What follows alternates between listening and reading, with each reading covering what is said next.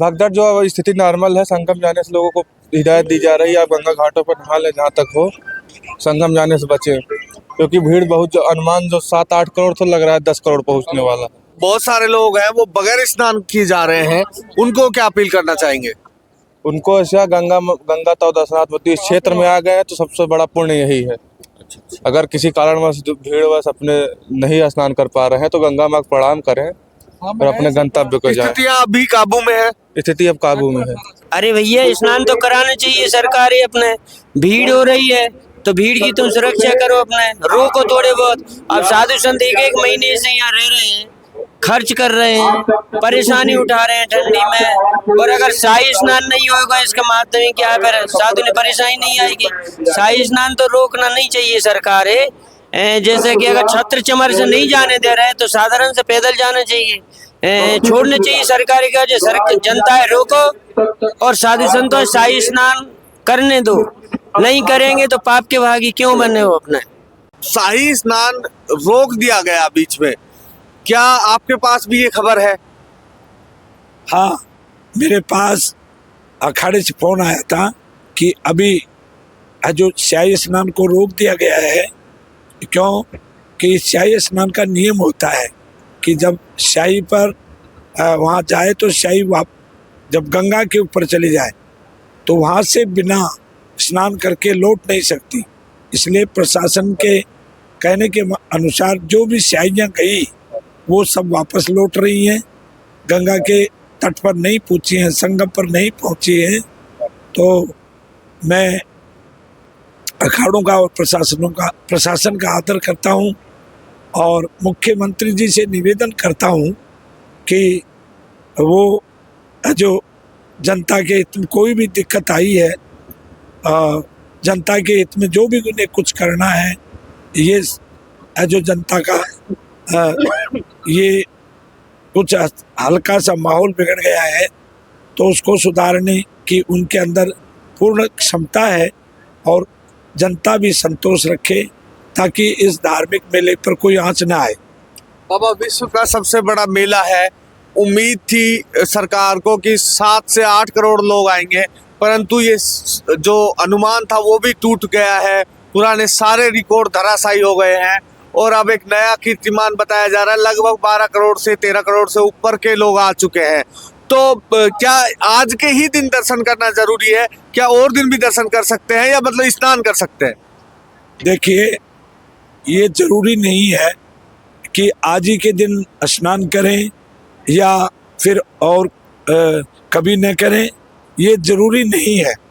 समय और काल को देखते हुए शास्त्रों के अनुसार माघ के महीने में जब तक सूर्य मकर राशि पर रहें, यानी शिवरात्रि तक स्नान कर सकते हैं वैसे तो, परंतु 12 तारीख तक स्नान कहीं भी किसी भी जगह कभी भी आकर के स्नान कर सकते हैं।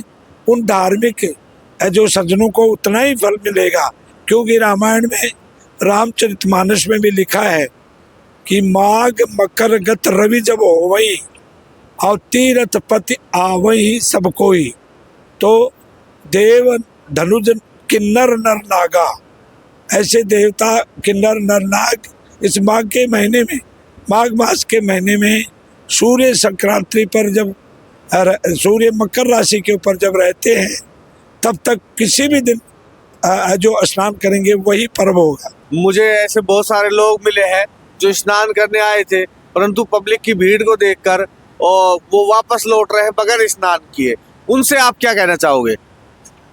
वो कोई भी पश्चाताप न करें, कहीं भी प्रशासन जहां अनुमति दे वहीं स्नान करके जो वो चले जाएं, और जो मन से आए थे और वापस लौट रहे हैं वो कोई भी पश्चाताप न करें, क्योंकि कलयुग में जो मानसिक पाप भी लागू नहीं होता है पर मानसिक पुण्य किया हुआ लागू हो जाता है।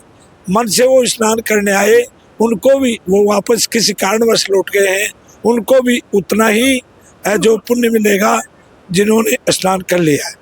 जैसे ही मेरे पास अखाड़े की सूचना आई, मैंने जो अपने समस्त सेवकों को मना कर दिया और अभी तक किसी को कहीं किसी घाट पे जाने के लिए मना कर रखा है। और हम सब लोग साधु संत महात्मा जो प्रशासन और अखाड़ों की जो सहायता करेंगे और आगे भगवान से प्रार्थना करेंगे कि इस प्रकार का कोई भी हादसा कुंभ के पवित्र जो पर्व पर न हो।